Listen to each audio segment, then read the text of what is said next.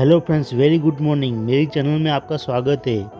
आज के इस वीडियो में मैं आपको सोमनाथ के बारे में कंप्लीट इन्फॉर्मेशन देने वाला हूँ। जैसे कि सोमनाथ कैसे पहुँचना है, कहाँ रहना है, कैसे और कहाँ घूमना है, बजट में आप ट्रिप कैसे कर सकते हो, वगैरह वगैरह। तो बने रहिए और वीडियो अच्छी लगे तो लाइक, शेयर और सब्सक्राइब ज़रूर करना।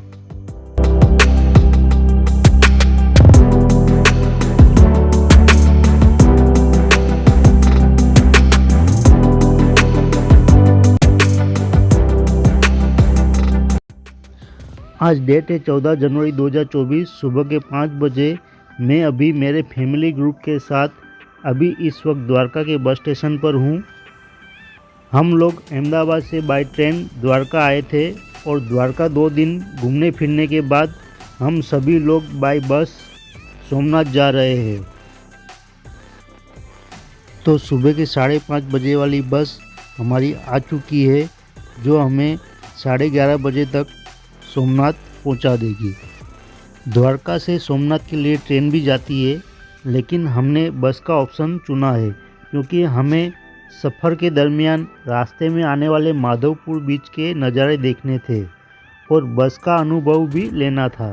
दूसरी बात, ट्रेन वेरावल तक जाती है, जहां से सोमनाथ 6 से 7 किलोमीटर की दूरी पर है, जबकि बस सोमनाथ बस स्टेशन पर मंदिर के पास में ही छोड़ती है। हम गवर्नमेंट की एक्सप्रेस बस में बैठे हैं, जिसका किराया पर पर्सन 210 रुपये है। लोकल बस का किराया उससे कम होता है। तो ये रही द्वारका से सोमनाथ जाने की बात। अगर आप अपने शहर से डायरेक्ट सोमनाथ आना चाहते हो तो बाय रोड या ट्रेन से आ सकते हो। सोमनाथ में रेलवे स्टेशन है, लेकिन दूर के शहरों की ट्रेन सोमनाथ से 6 से 7 किलोमीटर पर आए हुए वेरावल जंक्शन तक ही जाती है। वेरावल से सोमनाथ आप ऑटो करके 20-30 रुपये में आ सकते हो। वेरावल तक की ट्रेन नहीं मिलती तो अहमदाबाद आ जाइए। अहमदाबाद से वेरावल तक की ट्रेन या बस आपको आसानी से मिल जाएगी। अगर बस की बात करूँ तो आपको गवर्नमेंट या प्राइवेट बसें गुजरात के प्रमुख शहरों से डायरेक्ट सोमनाथ के लिए मिल जाएगी। सोमनाथ का नियरेस्ट एयरपोर्ट राजकोट और दीव है। अगर आपके शहर से राजकोट या दीव की डायरेक्ट या कनेक्टिंग फ़्लाइट मिल जाती है तो वहां से सोमनाथ आप कैब या बस के द्वारा और राजकोट से ट्रेन से भी आ सकते हो, या फिर बाय फ्लाइट अहमदाबाद आकर ट्रेन या बस का यूज़ करके सोमनाथ आ जाइए। तो इस प्रकार आप अपनी बजट के अनुसार आसानी से सोमनाथ पहुंच सकते हो। तो सुबह 11:30 बजे हम लोग बस से उतर गए हैं। बस से उतरते ही हमारे सामने ऑटो वाले आ गए थे और मंदिर तक जाने का 20 रुपीज़ पर पर्सन बोलने लगे। मैंने गूगल मैप पर देखा तो मंदिर बस स्टेशन से वॉकिंग डिस्टेंस पर ही था। फिर हम लोग 2 मिनट का वॉकिंग करके मंदिर तक पहुंच गए। रहने के लिए हमने कोई भी होटल या धर्मशाला बुक नहीं की थी और आज मकर संक्रांति का दिन, ऊपर से संडे भी है, इसीलिए काफ़ी जगह पूछने पर हमें सस्ती और बजट वाली धर्मशाला पैक मिली और जहां रूम मिल रहे थे वहां रेट ज़्यादा मांग रहे थे। कल शाम तक हमें रुकना है और सभी धर्मशाला और होटल वाले हमसे 2 दिन का किराया मांग रहे थे। फिर भोलेनाथ की कृपा से हमें कल शाम 7 बजे तक एक बड़ा हॉल मिल गया, जो हमें 1200 रुपये में पड़ा। तो ऐसा नहीं है कि सब आपको लूटने वाले ही मिलेंगे, कुछ सेवाभावी लोग भी मिल जाते हैं। तो यदि आप वीकेंड या त्योहारों की सीज़न में यहाँ आते हो तो ऑनलाइन बुकिंग करके आना अच्छा रहेगा। सोमनाथ मंदिर के प्रांगण से 500 मीटर की दूरी पर आपको कई होटल और धर्मशाला मिल जाएगी, जिसका डबल बेड का किराया आम दिनों में 500 से 1000 रुपया होता है। अगर आप ग्रुप में आ रहे हो तो 1000 से 1500 रुपये में हॉल और सिंगल हो तो 90 रुपये में डॉर्मेट्री मिल जाएगी। सोमनाथ ट्रस्ट की खुद की भी अलग अलग धर्मशालाएं हैं, जिसे आप somnath.org की वेबसाइट पर जाके ऑनलाइन बुक कर सकते हो। हमारे ग्रुप में से 6 लोग आज शाम को सासणगीर जाने वाले हैं और कल दोपहर को वापस सोमनाथ आ जाएंगे। तो हम लोग सबसे पहले सोमनाथ बाबा के दर्शन करने आ गए हैं। बाकी के लोग रूम में आराम कर रहे हैं और शाम को दर्शन करेंगे। दोस्तों, सोमनाथ 12 ज्योतिर्लिंगों में से सबसे पुराना और प्रथम स्थान पर आता है। यहाँ हर साल लाखों लोग दर्शन के लिए आते हैं। इसीलिए यहाँ भक्तों की सुविधा के लिए काफ़ी अच्छी सिस्टम बनाई गई है। मंदिर में मोबाइल तथा कोई भी इलेक्ट्रिक चीज़ें ले जाना वर्जित है, तो आप पर्स के अलावा जो भी चीज़ें हैं यहाँ फ्री में रख सकते हो।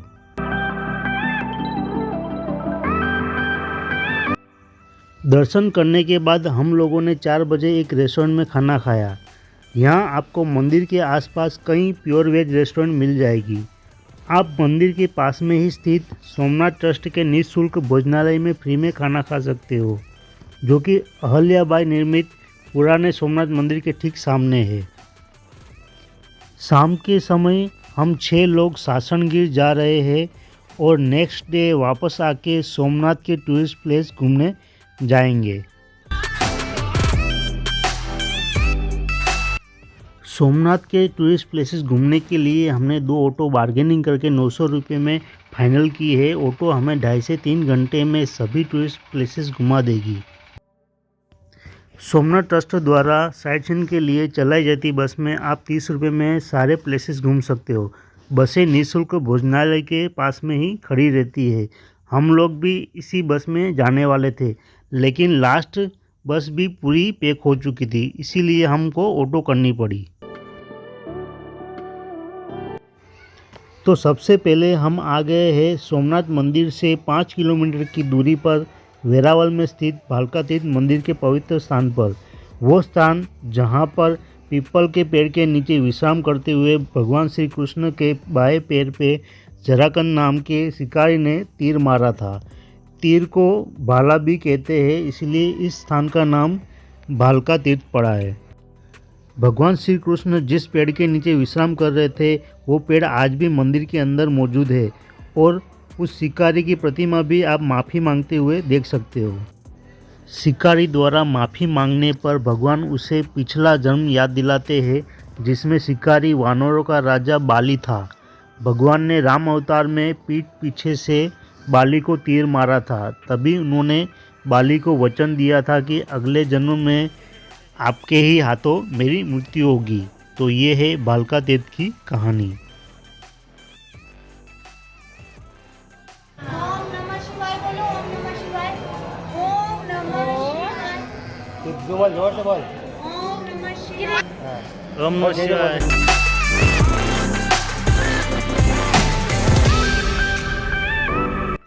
भालका तीर्थ मंदिर के दर्शन के बाद अब हम यहाँ आ गए हैं जिस स्थान को बाणगंगा कहते हैं। ये जगह भालका तीर्थ मंदिर से 1.5 किलोमीटर की दूरी पर है।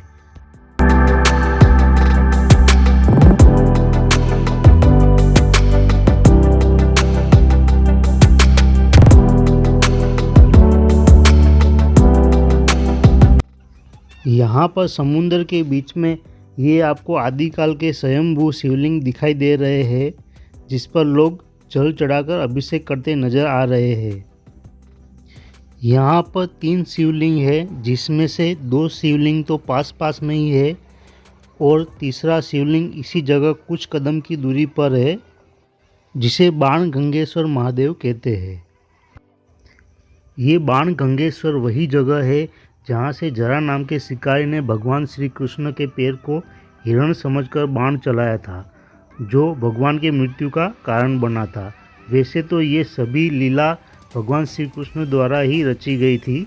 सभी पहले से ही तय था कि जो शिकारी पिछले जन्म में बाली था, उसके हाथों ही भगवान श्री कृष्ण की मृत्यु होगी।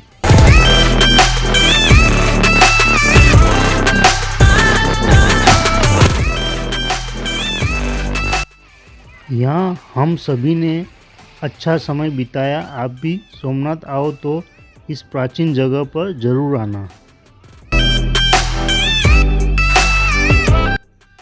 यह है बाण गंगेश्वर महादेव। जरा नाम के शिकारी ने यहीं से तीर छोड़ा था। बाण गंगा के बाद अगले स्थान त्रिवेणी संगम की ओर हम चलेंगे।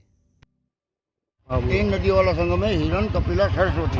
उसमें हिरण कपिला दिखती है, सरस्वती लुप्त है, बराबर वो पाताल में उतर गई है सर। बराबर ओके सर? हाँ, 2 नदी दिखती है, 2 नदी के दर्शन करना है। दो के दर्शन हो गए। तो अब हम आ पहुँचे हैं त्रिवेणी संगम के पवित्र स्थान पर, जहाँ पर हिरण, कपिला और सरस्वती नदी का संगम होता है। चलो।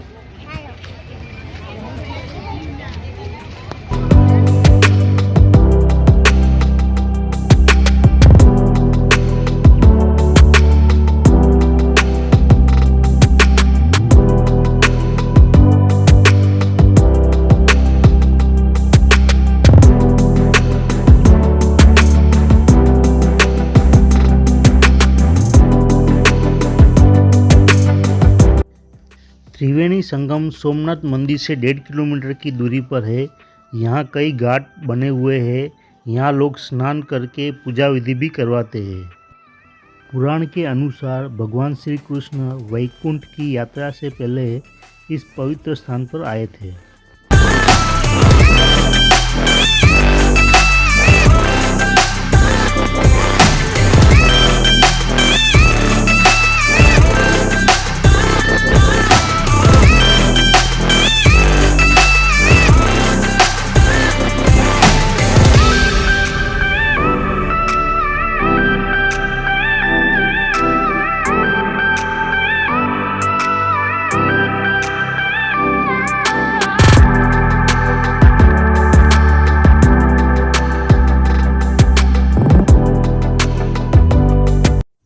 ये जगह बहुत ही पीसफुल और नेचर से भरी हुई है। सच में यहाँ आकर आपको मन की शांति मिलेगी।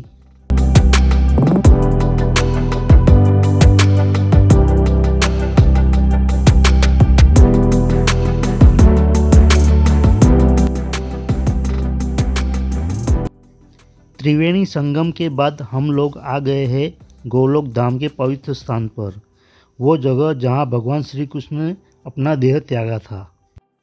यहाँ के हर एक मंदिरों का खास महत्व है। मेन गेट से एंटर होते ही सबसे पहले ये है गीता मंदिर। मंदिर के अंदर भगवान श्री कृष्ण की प्रतिमा है और यहाँ सभी पिलरों पर गीता के श्लोक लिखे हुए हैं।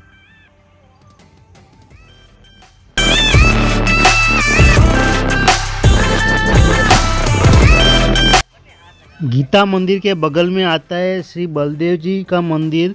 बलदेव जी शेषनाग का अवतार थे। भगवान श्री कृष्ण के देह त्याग करने के बाद बलदेव जी इसी गुफा से अपने मूल रूप में आकर पाताल लोक में चले गए थे और उनकी चरण पादुका यहीं छोड़ गए थे।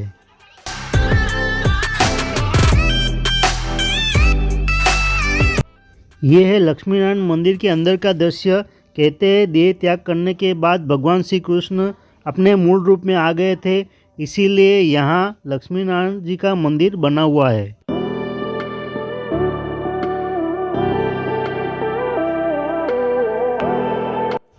यहाँ आपको काशी विश्वनाथ महादेव, महाप्रभु जी, श्री वल्लभाचार्य जी की बैठक और ओमकारेश्वर महादेव के मंदिर दिखाई देंगे। ये सभी मंदिर एक ही लाइन में बने हुए हैं।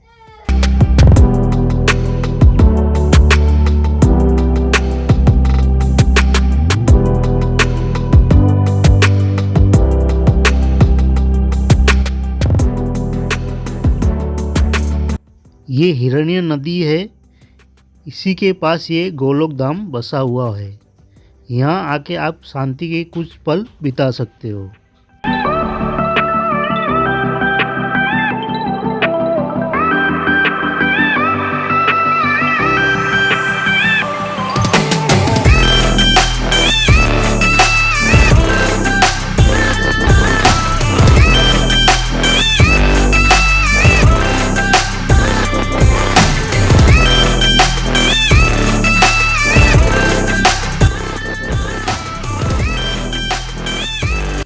भालका तीर्थ में पैर पर तिल लगने के बाद भगवान श्री कृष्ण यहीं पे आए थे।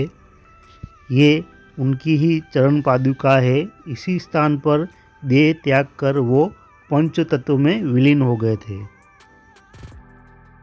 इधर सूर्य मंदिर और पांडव गुफा दो है, हिंगराज माँ का गुफा, तीन चीज। तीन चीजें। मतलब हिंगराज हाँ, माँ, तीन मंदिर। हिंगराज माँ जो पांडव थे ना, उनकी कुल देवी थे। बराबर। इसलिए जब पांडव वनवास को आए थे ना, तो हिंगराज माँ के यहाँ गए थे, यहाँ रुके थे।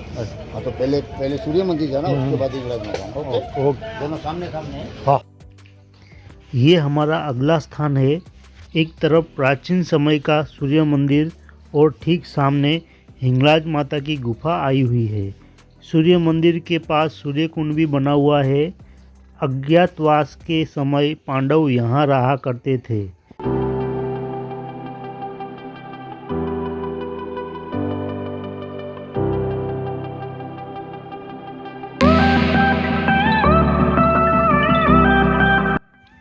हिंगलाज माता पांडवों की कुलदेवी थी।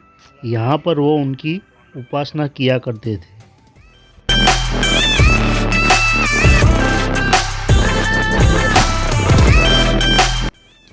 हिंगलाज माता के दर्शन करके हम लोग हमारे आखिरी पड़ाव कामनाथ महादेव आ जाते हैं। यहाँ पर जगत गुरु शंकराचार्य, शारदा पीठ और अन्य देवता की प्रतिमा के दर्शन करने के बाद हमारे ऑटो वाले भैया हमें वापस सोमनाथ मंदिर के पास ड्रॉप कर देते हैं। तो ये सभी प्लेसेस पास में ही है। हमने सारे प्लेसेस 3 घंटे के अंदर आराम से कवर कर लिए हैं।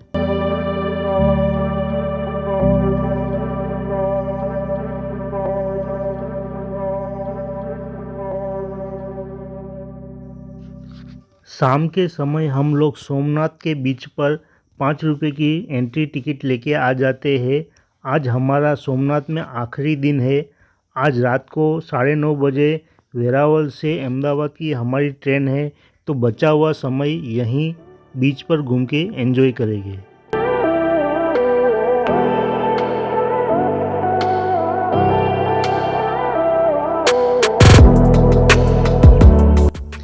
बीच का नज़ारा आप देख सकते हो कितना साफ़ सुथरा है, और हो भी क्यों ना। इस बीच को सोमनाथ ट्रस्ट द्वारा मेंटेन जो किया जाता है। ज़्यादातर लोग यहाँ शाम को आते हैं क्योंकि दिन में यहाँ तेज़ धूप रहती है। विंटर भी आपको यहाँ विंटर जैसा नहीं लगेगा।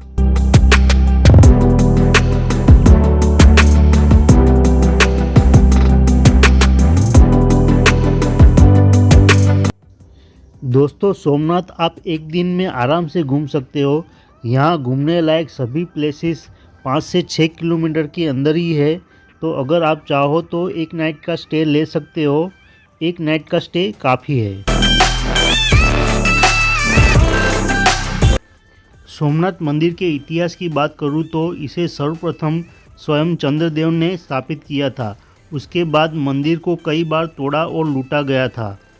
कई बलिदान दिए गए। मंदिर का अस्तित्व मिटाने की कोशिश की गई थी, लेकिन जितनी बार इसे तोड़ा गया उतनी बार ये फिर उठकर खड़ा हुआ। और अभी जो ये मंदिर आप देख रहे हो, इसे भारत के पूर्व गृहमंत्री स्वर्गीय सरदार वल्लभ भाई पटेल ने बनवाया है। सोमनाथ के मेन मंदिर के पास इंदौर की महारानी अहल्याबाई होलकर द्वारा निर्मित मंदिर भी है, जिसे पुराना सोमनाथ मंदिर कहते हैं।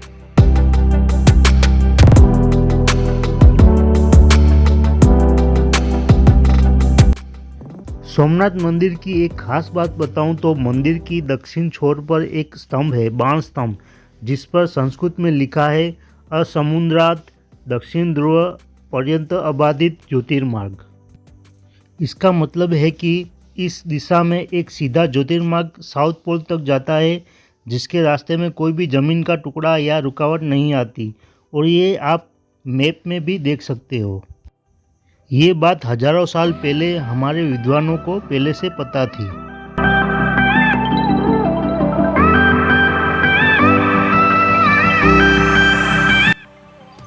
और अभी हमारे ग्रुप के सारे लोग सोमनाथ मंदिर के ठीक पीछे उसी दक्षिण छोर की जगह पर सनसेट देखने के लिए जमा हो गए हैं।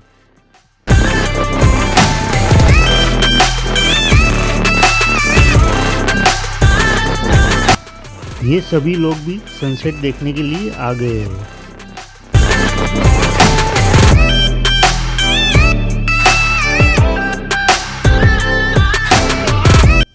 सनसेट देखने के बाद हम लोग खाना खा के सीधे वेरावल रेलवे स्टेशन जाएंगे। तो पता नहीं फिर यहाँ पर आने का मौका कब मिलेगा। ये जो हमारे पल बीत रहे सच में बहुत सुकून भरे हैं।